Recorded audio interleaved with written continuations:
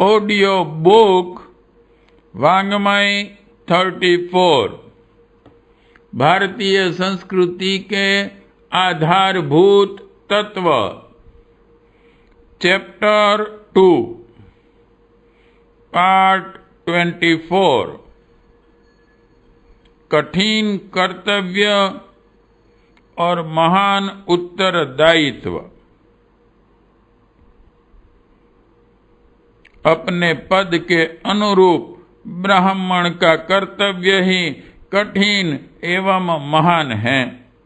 उसे सबसे पहले अपने को कसना पड़ता है, अपने दोष दुर्गुणों से लड़ना पड़ता है, मनन एवं चिंतन द्वारा अपनी वासना एवं तृष्णा को परास्त करना पड़ता है, संयम की कसौटी पर निरंतर कसते रहना पड़ता है।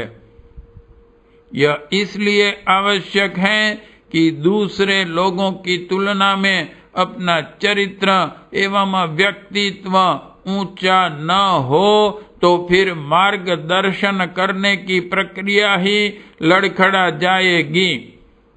वक्ता को सुनने वालों की अपेक्षा कुछ ऊंचे स्थान पर बैठना पड़ता है, तभी वे उसका चेहरा देख पाते और प्रवचन सुन पाते हैं। यदि वक्ता श्रोताओं की पंक्ति में ही जा बैठे अथवा उनसे भी नीचे बैठ जाएं और फिर प्रवचन करें, तो सुनने वाले न तो उसका चेहरा देख सकेंगे और न आवाज ही ठीक तरह सुन पाएंगे। इसी प्रकार जनता का धार्मिक नेतृत्व करने वाला व्यक्ति यदि व्यक्तित्व एवं चरित्र की दृष्टि से दूसरों से ऊंचा न हो, तो उसकी जन नेतृत्व कार्य पद्धति ही निरर्थक हो जाएगी। भारतीय जनता कृतज्ञ नहीं है। उसने ब्राह्मणों द्वारा की जाने वाली समाज की सेवा की उपयोगिता एवं महत्ता को समझा है और बदले के रूप में अधिक नहीं तो इतना तो किया है कि उन्हें उच्चतम सामाजिक सम्मान प्रदान करने के अतिरिक्त आजीविका की भी निर्बाध व्यवस्था कर दी है। वेतन के रूप में नहीं, सम्मानासिक्त श्रद्धा के रूप में। नियमित वेतन भी दिया जा सकता था, पर इसमें उनका सम्मान घटता, वे कर्मचारी स्तर पर आ जाते। इसलिए उनके गौरव के उपयुक्त यही था कि निर्वाह का प्रबंध भी हो जाए और सम्मान में कमी भी न आने पावे। हिंदू धर्म में पग पग पर धर्मोत्सवों, व्रत, उद्यापनों, कथा प्रवचनों, संस्कार, त्योहारों, श्राद्ध, जन्मदिनों का विधान है। हर गृहस्थ को यह सब कई बार करना होता है। सब में अन्न, वस्त्र, फल आदि का दान होता है और उसके अधिकारी ब्राह्मण ही होते हैं। इससे हर छोटे ग्राम के पीछे भी 4 से 6 ब्राह्मण परिवारों का अभी भी भली प्रकार गुजारा होता है। जनता की यह गुण ग्राहकता, कृतज्ञता सब प्रकार सराहनीय है। यह क्रम दोनों ओर से जब तक ठीक चलता रहा, तब तक समाज की सुव्यवस्था भली प्रकार चलती रही। ब्राह्मण घर घर जाकर अपने यजमानों को उपदेश करते थे। स्त्रियों, बच्चों, युवकों, युवतियों, वृद्धों सभी को उनके कर्तव्य समझाते थे। जो पथ भ्रष्ट हो रहा होता था उसे संभालते थे। जिस प्रकार स्वास्थ्य का बीमा करने वाली कंपनियों द्वारा नियुक्त फैमिली डॉक्टर अपने बीमेदारों की स्वास्थ्य रक्षा संबंधी पूछताछ और व्यवस्था स्वयं करते रहते हैं, उसी प्रकार पुरोहितों का कर्तव्य था कि अपने यजमानों में से कोई बाल वृद्ध कुसंस्कारों वाला एवं कुमार्गगामी न बने। यजमानों के घरों से प्रत्येक सदस्य से वे अपना प्रगाढ़ आत्मीय संबंध बनाए रहते थे और उनका समुचित पथ प्रदर्शन करते रहते थे। जहाँ सद्बुद्धि रहेगी, नीति पूर्वक जीवन जीने की पद्धति अपनाई गई होगी, वहाँ सुख समृद्धि की कमी क्यों रहेगी। सारी जनता फलती फूलती थी। पुरोहितों ने माली बनकर जिस बगीचे को बोया, सींचा, बढ़ाया, रखाया है, वह पत्र पुष्पों से सुरक्षित और फलों से लदा हुआ क्यों न होगा। यजमानों के घरों पर जाकर संस्कार पर्व आदि के अवसरों पर उद्बोधन और अपने घर आश्रमों पर यजमानों के बालकों को पढ़ाने के लिए गुरुकुलों का संचालन, यह ब्रह्मचर्य उनकी आत्मा को भी पूरा पूरा संतोष देता था और सारी जनता उनके इसी सेवा साधना का सत्परिणाम मांगती थी। पार्ट 24 समाप्त।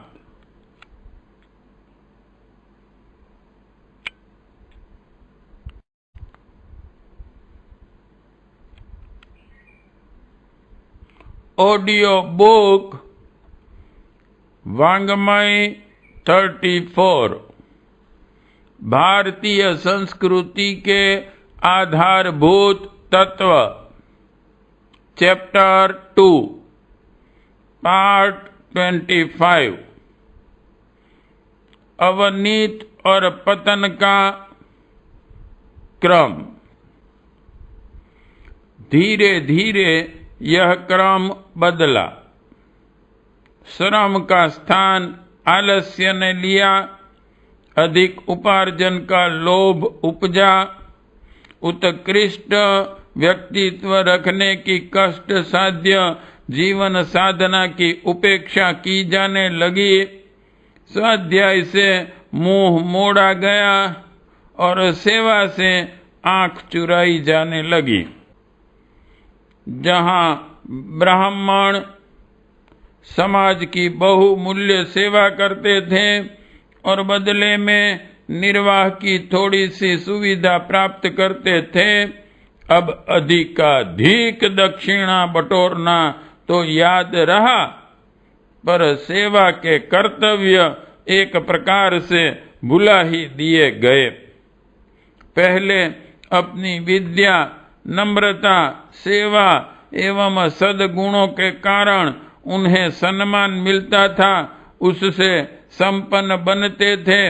अब वंश को ही श्रेष्ठता का आधार मान लिया गया और ऐसा सोच लिया गया कि अमुक वंश में जन्मने के कारण हम सबसे श्रेष्ठ हैं और इस वंशगत श्रेष्ठता के कारण ही हमें वह अधिकार मिल गया है कि बिना लोक सेवा के भी जन सम्मान एवं दान दक्षिणा प्राप्त करते रह सके।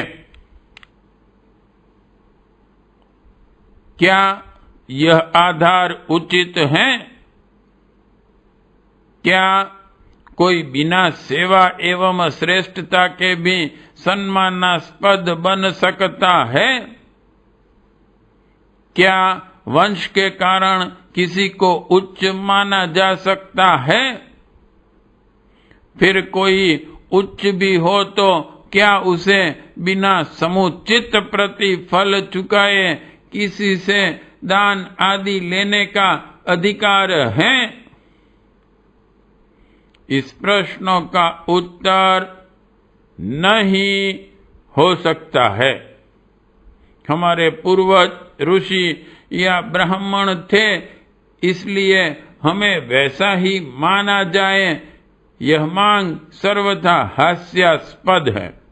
किसी के पिता कलेक्टर थे किंतु वह स्वयं चपरासी हैं, तो ऐसी दशा में उस चपरासी का यह दावा कैसे स्वीकार किया जाए कि वंश परंपरा के कारण उसे भी कलेक्टर माना जाए। डॉक्टर का बेटा यदि अशिक्षित हो तो उसे डॉक्टर मानकर चिकित्सा कराने के लिए कौन तैयार होगा?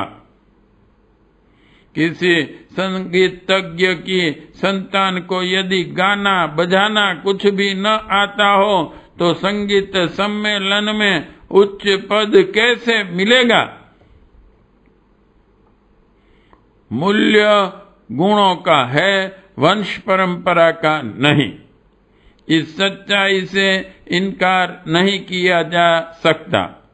जब ब्राह्मण अपना कर्तव्य छोड़ते गए और सम्मान और दान के लिए लालायित रहे, ऐसी दशा में जनसाधारण की दृष्टि में उनका मूल्य घटना स्वाभाविक ही था। मूल्य घटने के साथ आजीविका भी घटेगी ही। भौतिक जीवन के उपकरणों में खर्च बढ़ता है, दान दक्षिणा पर निर्भर रहा जाए और अपना मूल्य गिरा लिया जाए तो खर्च की पूर्ति में कमी पड़ेगी ही। इसकी पूर्ति कैसे हो? सिवाय अनुपयुक्त ढंग की आमदनी बढ़ाने की और किया भी क्या जाए। पिछले दिनों भाग्यवाद, भविष्यवाणी, गृहवाद, देव पूजन से अमुक प्रकार की सिद्धियां, स्वल्प कर्म कांड से प्रचुर भौतिक लाभों की आशा, भूत प्रेत, झाड़ फूंक, टमना टोटका के सिर पैर की ऐसी भ्रांतियां फैलाई गई जिसमें वास्तविकता कुछ भी न थी, केवल लोगों के अज्ञान और अपने पूर्व संचित सम्मान का अशोभनीय तालमेल बिठाकर आमदनी की तरकीबें गढ़ी गई।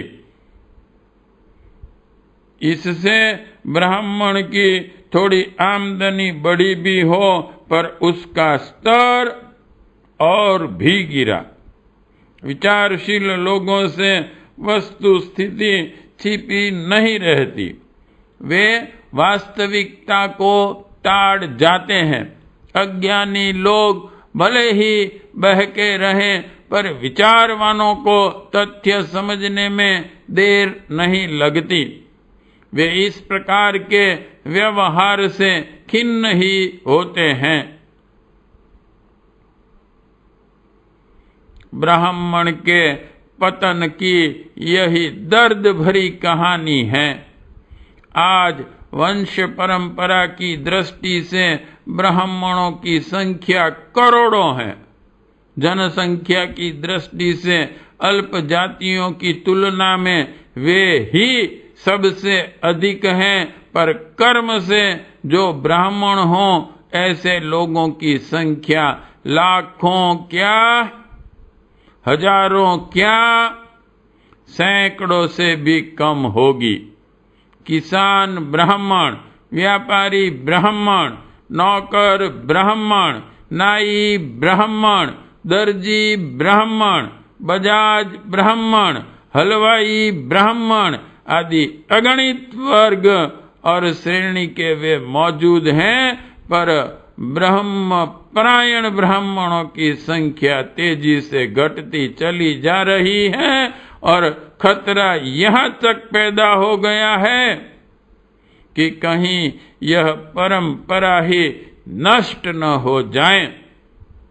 यदि यह पुण्य परंपरा नष्ट हो गई तो भारतीय धर्म एवं संस्कृति का ही नहीं, सारी मनुष्य जाति का बहुत बड़ा दुर्भाग्य होगा। पार्ट 25 समाप्त।